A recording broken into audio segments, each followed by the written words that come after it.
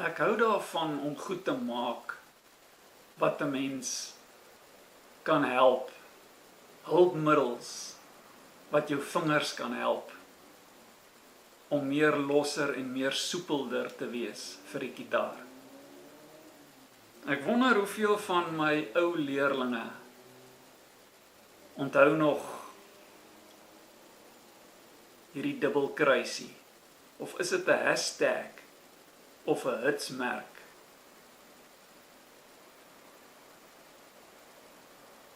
Nou mens moet weerstand hê, het ek al in 'n video ook gesê, om te oefen. Daar moet 'n weerstand wees.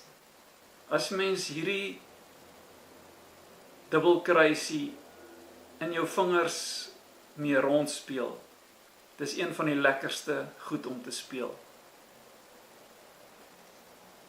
Hierdie is nou nie eintlik 'n tutorial nie. Dis maar net om te wys hoe die vingers kan beweeg in die kruisie.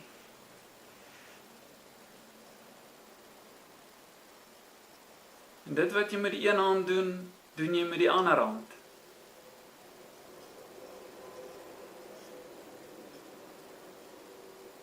Strek oefeninge, dis asof jou vingers in 'n gym is.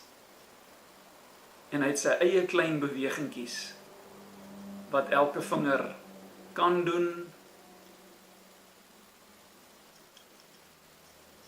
Sommer net dat 'n mens 'n bietjie kan dink om verskillende goed tussen jou vingers te hê en bietjie daarmee te vroetel. En dit gaan jou gitaarspel op 'n ander pyl sit.